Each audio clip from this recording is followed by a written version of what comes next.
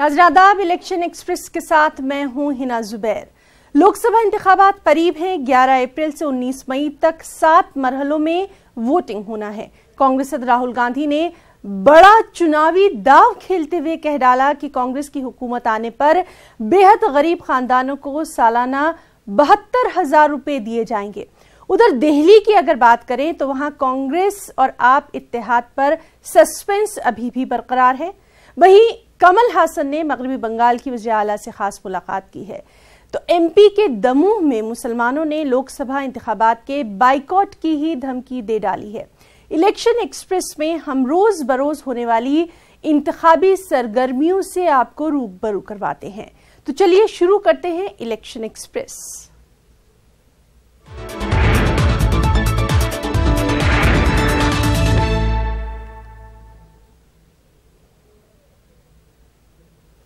कांग्रेस और आप के बीच इत्तेहाद पर अभी तक सस्पेंस बरकरार है। आज कांग्रेस वर्किंग कमेटी की अहम मीटिंग राहुल गांधी की रिहाइशगाह पर भी हुई।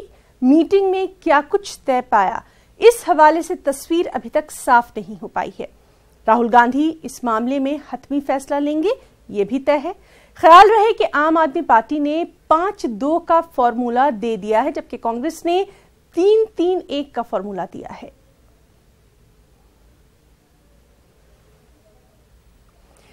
वहीं कांग्रेस लीडर राशिद अल्वी ने अमरोहा से लोकसभा चुनाव न लड़ने का फैसला कर लिया है। कांग्रेस ने उन्हें अमरोहा से अपना उम्मीदवार बनाया था। बताया जाता है कि राशिद अल्वी ने बीएसपी के उम्मीदवार दानिश अली के हक में दस्तबरदार होने का यह फैसला लिया। दानिश अली हाल ही में जेडीएस छोड़कर बीएसपी में शामिल हुए हैं। मायावती ने उन्हें अमरोहा से पार्टी का उम्मीदवार बनाया है।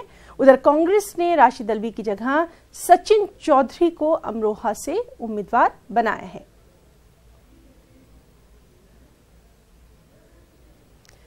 फिल्म से सियासत में कदम रखने वाले कमल हासन आज मगरबी बंगाल की वज़ीर आला ममता बनर्जी से उन्होंने खास मुलाकात की।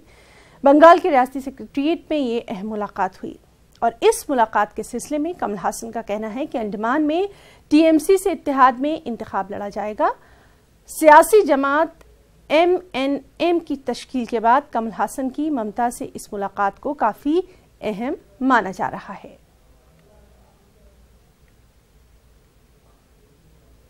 आज लोकसभा इंतखाब के पहले मरहले के लिए कागजात नामजदगी दाखिल करने का आखिरी दिन रहा। पहले मरहले में किन किन रियासतों की कितनी सीटों पर वोटिंग होना है, इसी पर मबनी हमारी ये रिपोर्ट।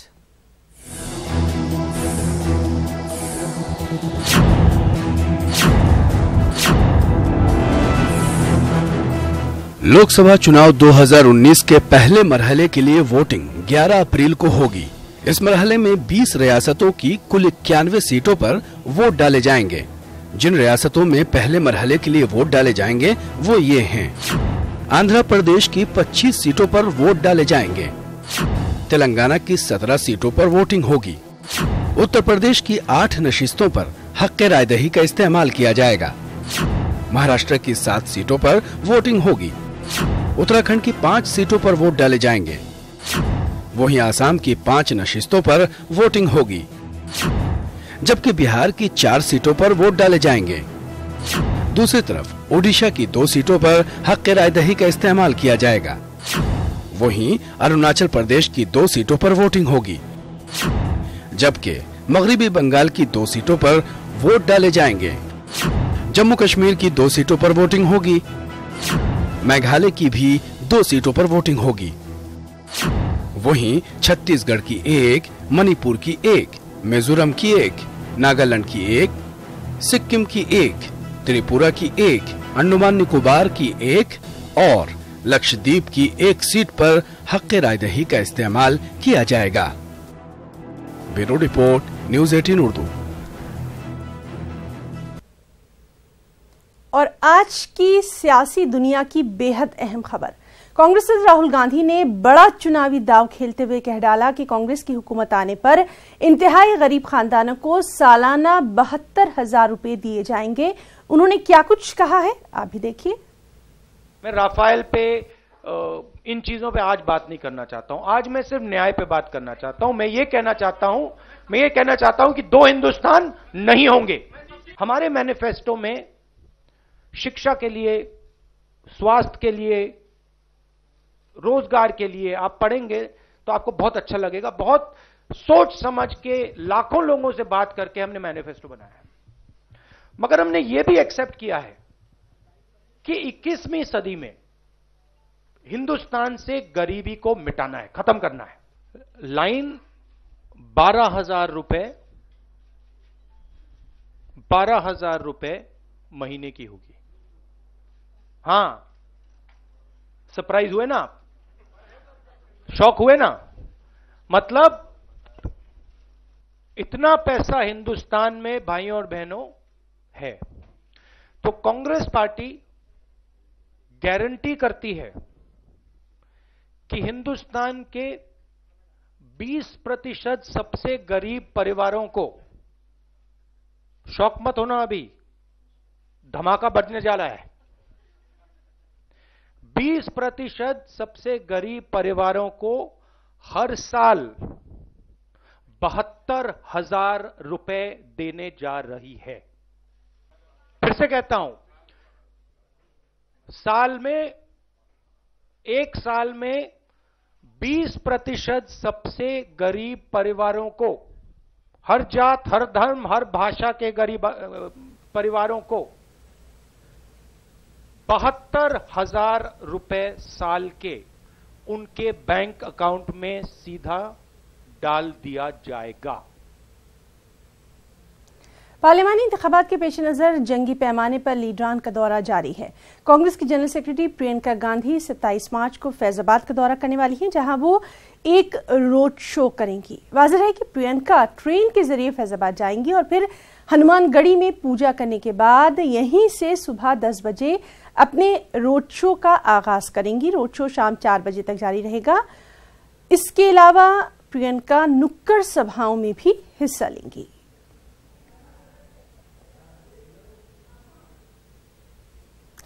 भोपाल लोकसभा सीट से कांग्रेस की तरफ से दिग्विजय सिंह को टिकट दिए जाने के बाद अब सवाल उठ रहा है कि बीजेपी किस उम्मीदवार को मैदान में उतारेगी। भोपाल में मुकाबला बेहद दिलचस्प होने की उम्मीद साफ नजर आ रही है। आइए आपको दिखाते हैं ये रिपोर्ट।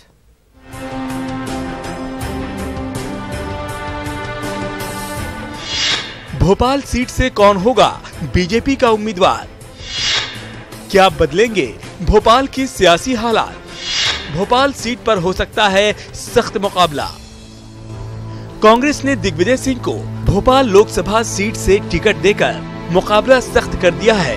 अब सवाल है कि इस सीट से बीजेपी का कौन उम्मीदवार दिग्विजय सिंह के सामने उतरेगा।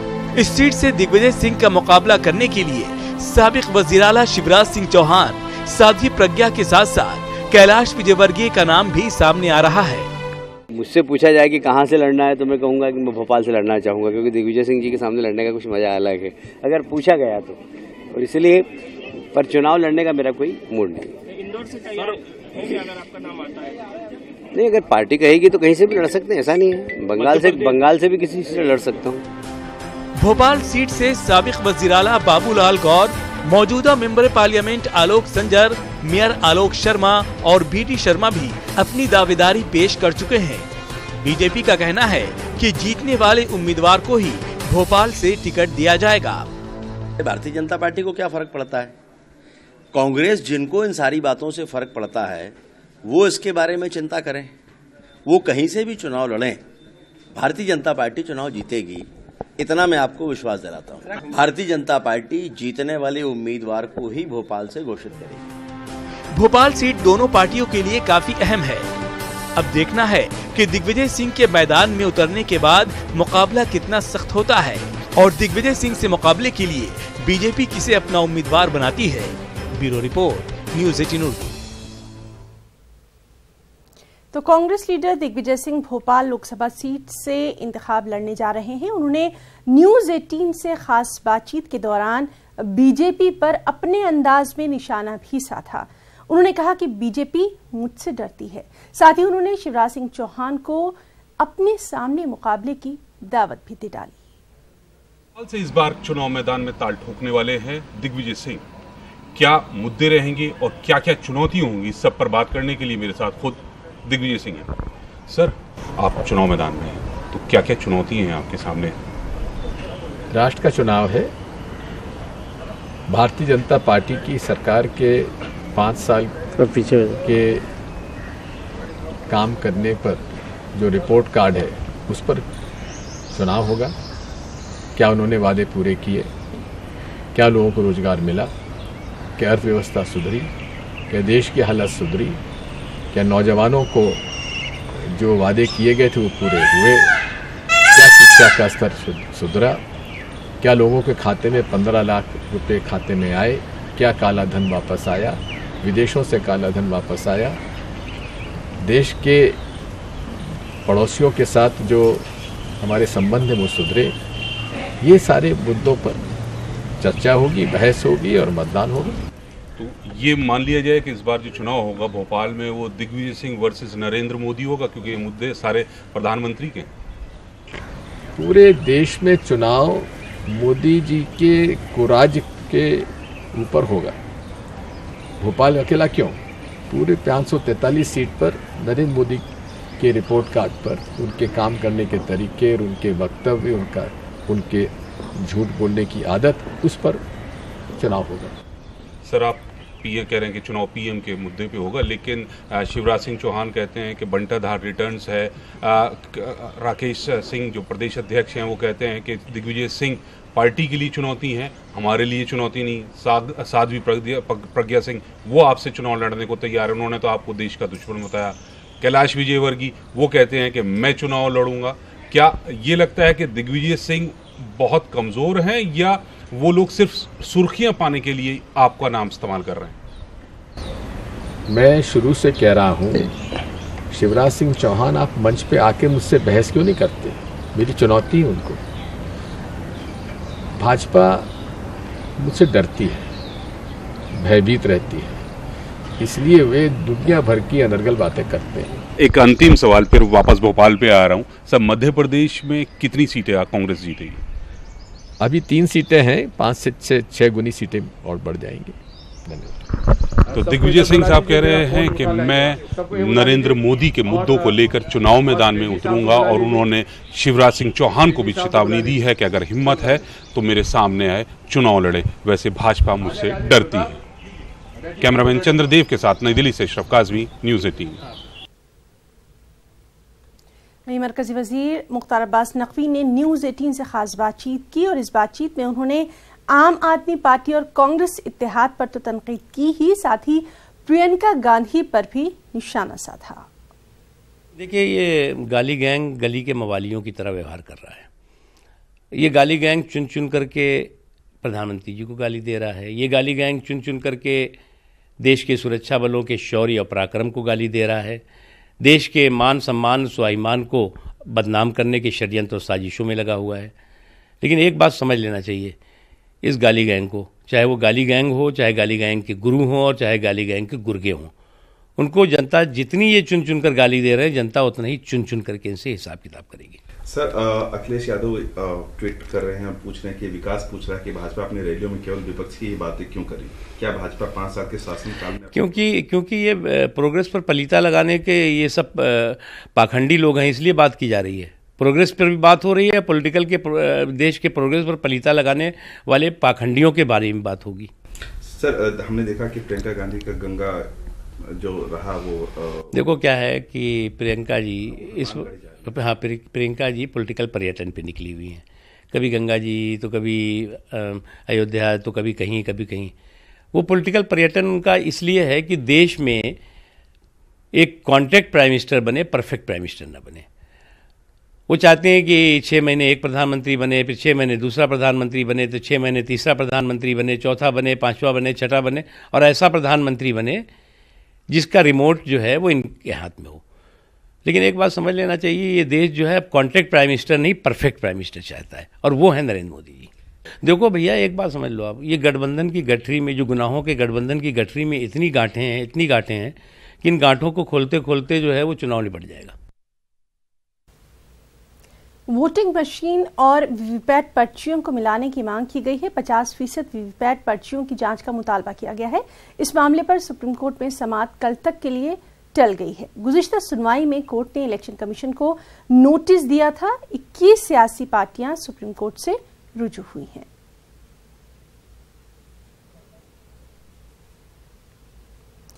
राजस्थान में राहुल गांधी की 26 मार्च को रैली है। इस रैली को लेकर कांग्रेस पूरी तरह से तैयारियों में जुट गई है। कांग्रेस की तैयारियों पर हम आपको दिखाते हैं ये रिपोर्ट। कांग्रेस का मिशन 25। गांधी जी जब पिछली बार जयपुर में आए थे, रोड शो हुआ था, वो एक ऐतिहासिक रोड शो था और उसका परिणाम ये है कि आज जयपुर शहर की जो लोकसभा सीट है उसमें 8 में से 5 हमारे विधायक कांग्रेस की जीत कर रहे हैं।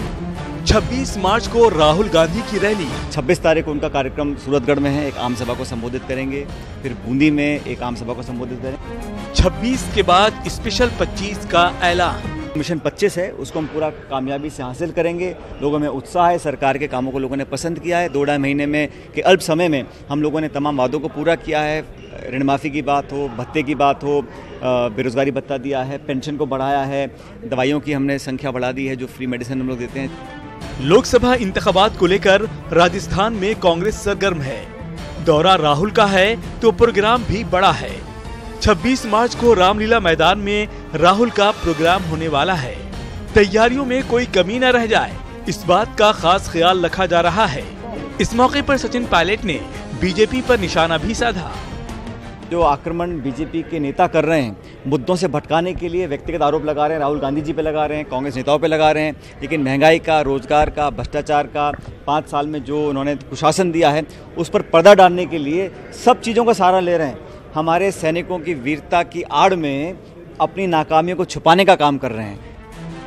वहीं पीसीसी चीफ सचिन पायलट ने साफ किया है कि 26 मार्च के बाद कांग्रेस के स्पेशल 25 का ऐलान भी हो जाएगा। हम लोग बहुत सोच समझ के राहुल जी के दौरे के बाद अपने नाम लिस्ट डिक्लेयर करेंगे, लेकिन हम लोगों ने कोशिश की है जीतने वाले, जमीन से जुड़े हुए, साफ छवि के नए चेहरे और अनुभवी चेहरों का एक मिश्रण बनाया है। तमाम सीटों पर नेताओं की आमराय बनी है, ये एक बहुत खुशी की बात है। कांग्रेस को राहुल के दौरे से काफी उम्मीद है। कांग्रेस लीडर विवेक बंसल के मुताबिक राहुल गांधी के इस दौरे से कांग्रेस को सियासी लड़ाई लड़ने में मदद मिलेगी। सब लोगों को विश्वास है जिस उद्देश्य से हम लोग इस कार्यक्रम को, राहुल जी के जो आगमन है वो बहुत महत्वपूर्ण होगा और हम इस चीज़ को लेके भी आशान्वित हैं कि आगामी जो लोकसभा का हमारा लक्ष्य 25 है उसको लेके हम आगे बढ़ रहे हैं और हम उसको हम प्राप्त करेंगे। 2019 की लड़ाई अपने जवाब पर पहुंचने वाली है और ऐसे वक्त में राहुल के दौरे को लेकर कारकुनान में काफी जोश देखा जा रहा है। Bureau report, news 18 Urdu.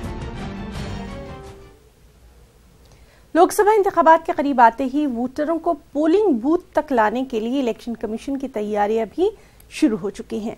Bihar की अगर बात करें तो बिहार में वोटर्स को बेदार करने के लिए खास मुहिम भी चलाई जा रही है। एक रिपोर्ट।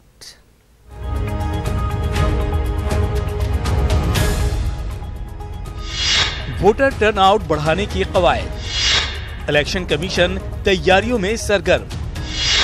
वोटिंग फीसद बढ़ाने का है हदफ।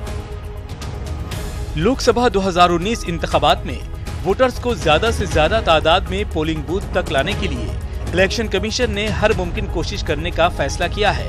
बिहार में रियासती इलेक्शन कमीशन ने वोटर्स को पोलिंग बूथ तक पहुंचाने के लिए मुहिम चला रखी है। इसके लिए कई तरह के प्रोग्राम चलाए जा रहे हैं। वोटर्स की सहूलियात के लिए रियासत में पहली बार कमीशन ने एक अम्ब्रेला स्कीम की शुरुआत की है। इसके तहत कई तरह के प्रोग्रामों का इनेकाद किया जा रहा है। इस मुहिम के तहत लोगों को जहां ईवीएम के इस्तेमाल की जानकारी दी जाएगी, वहीं वोटर को वोटिंग के लिए बेदार किया जाएगा। वोटिंग परसेंटेज बढ़ाने के लिए बहुत सारी गतिविधियां कर रहे हैं, जैसे नुक्कड़ नाटक हो गया, वीडियो प्लेज जगह जगह पे चलाना हो गया, स्कूल कॉलेजों में, स्कूल खासतौर से हाई स्कूल्स और कॉलेजों में इलेक्टोरल लिटरेसी क्लब्स बनाए गए हैं। वहाँ लड़के लड़कियों को सेंसिटाइज किया जा रहा है उनके वोटिंग राइट्स के प्रति, उनका इलेक्टोरल रोल में नाम जुड़वाने के प्रति। इलेक्शन कमीशन चाहता है कि गुज़िश्ता वोटिंग फीसद के रिकॉर्ड को तोड़ा जाए। सियासी पार्टियां भी इस मामले में इलेक्शन कमीशन के कदम से कदम मिलाकर साथ दे रही हैं। ज़्यादा से ज़्यादा लोग वोट करें, मतदान में हिस्सा लें, ये हमारा एक लोकतांत्रिक अधिकार है और कांग्रेस पार्टी प्रारंभ से मतदाताओं से भी अपील करती रही है कि आप बढ़ चढ़ कर भाग लीजिए। भारतीय जनता पार्टी जैसी पार्टी जो राष्ट्रव्यापी जिसका जनाधार है, वोटिंग परसेंटेज को भी हम काफी वैल्यू करते हैं। दरअसल बिहार में वोटिंग का फीसद बढ़ाना हमेशा से एक चैलेंज रहा है। बिहार में लोकसभा इंतखाबात में वोटिंग के फीसद पर एक नजर डालते हैं। 1952 में 40.5%, 1957 में 42.9%, 1962 में 47%, 1967 में 51.5%, 1971 में 49%, 1977 में 60.8%, 1980 में 51.9%, 1984 में 58.8%, 1989 में 60.7%, 1991 में 60.4%, 1996 में 59.5%, 1998 में 64.6%, 1999 में 61.5%, 2005 में 58%, 2009 में 44.4%, 2014 में 55.38%। अब देखने वाली बात होगी कि इलेक्शन कमीशन के मुहिम के तहत वोटिंग फीसद कितना बढ़ पाता है। Bureau report, news 18 Urdu. Maharashtra के अकोला में कांग्रेस की जानिब से मुस्लिम उम्मीदवार हिदायत पटेल को टिकट दिया गया, जबकि वंचित अघाड़ी में एमआईएम की हिमायत से प्रकाश अंबेडकर इंतखाबात में हिस्सा ले रहे हैं। और इस सब के बीच एक मर्तबा फिर सेकुलर वोटों की तकसीम का अंदेशा जाहिर किया जा रहा है।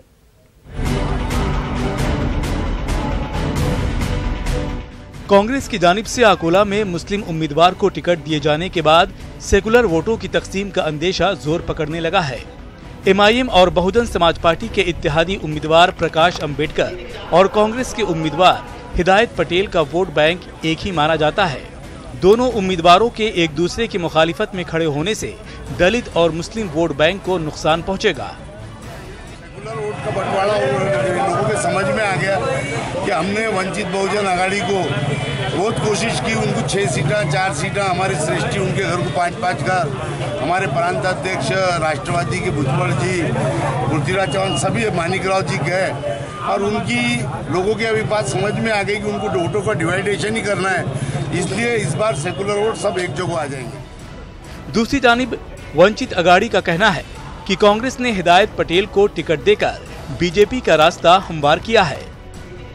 नहीं, अभी हिदायत पटेल जी उस प्रक्रिया में नहीं थे और ये स्टेट लेवल की बात थी, नेशनल लेवल की बात थी।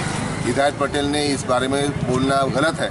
ये वो भी जानते हैं कि मुस्लिम यहाँ पे देने के बाद वो वहाँ पे समीकरण जो है बदल जाते हैं और वहाँ बीजेपी का फायदा होता है।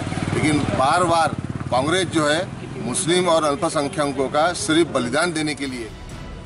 गुज़िश्ता लोकसभा इंतखाबात में भी तीनों उम्मीदवार मैदान में थे।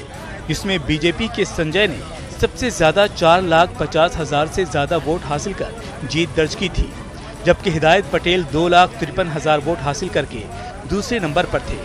वहीं प्रकाश अंबेडकर 2,38,000 से तीसरे नंबर पर थे।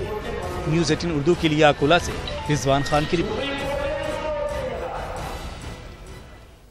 कर्नाटक में कांग्रेस की जानिब से सिर्फ एक मुस्लिम उम्मीदवार को टिकट दिए जाने पर रियासत के मुसलमानों में काफी बेचैनी देखी जा रही है।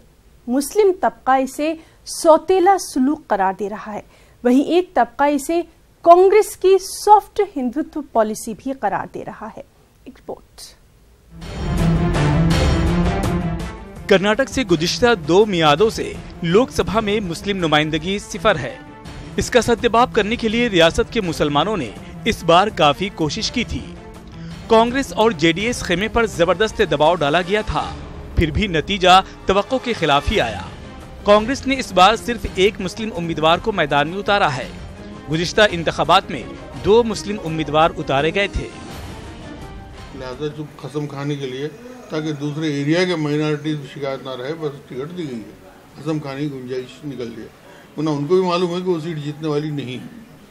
ऐसी जगह देकर इतना मुश्किल उसमें देकर, जबकि जो सीट जीत सकते थे उसको छोड़ दिया इन्होंने। बीदर जीत सकते हैं, अगर चाहे तो अच्छे कैंडिडेट को मुंतखब करके मेहनत करे तो बीदर सीट जीती जा सकती है। गुलबर्गा का तो क्या कहना थी, तो अच्छी खासी सीट 100% कामयाबी की सीट है, उसको तो रिजर्व करा दिया। ये खुद बताता है कि माइनॉरिटी के साथ इनका जो है स्टेप मदरली ट्रीटमेंट है। मुबस्सिरीन के मुताबिक कांग्रेस इस हिसाब किताब पर गौर कर रही है कि जब बीजेपी मुसलमानों को साथ लिए बगैर इख्तिदार में आ सकती है, तो बीजेपी का माइनस मुस्लिम फार्मूला उसके लिए भी कारगर साबित हो सकता है।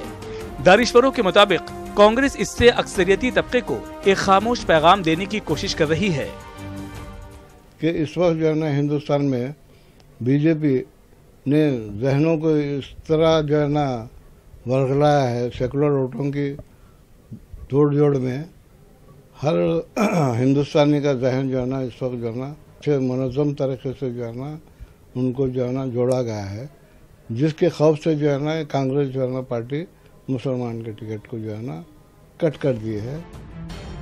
कांग्रेस की फहरिस्त से अभी 2 सीटों का ऐलान होना बाकी है। मुबस्सिरीन की माने तो कांग्रेस ने मुसलमानों का रद्द-ए-अमल देखने के लिए 2 सीटों पर उम्मीदवारों के नामों का ऐलान नहीं किया है। ऐसे में अगर मुसलमान सख्त मौक़िफ़ इख्तियार करते हैं तो कांग्रेस शायद एक और सीट मुसलमान उम्मीदवार को दे दे। कर्नाटक में मुसलमानों की 14% आबादी है। अगर से आदाद-ओ-शुमार देखा जाए तो कम से कम कर्नाटक में ऐसे 5 लोकसभा हल्के हैं जहां से मुसलमान कामयाब होने के इम्कानात ज़्यादा थे। जेडीएस भी कांग्रेस की हलीफ है। एक तरह से मुसलमानों का सियासी मुतबादिल भी कांग्रेस ने छीन लिया है। न्यूज़ 18 उर्दू के लिए गुलबर्गा से जवाद मीर। तो आज के इस बुलेटिन में फिलहाल इतना ही। आदाब।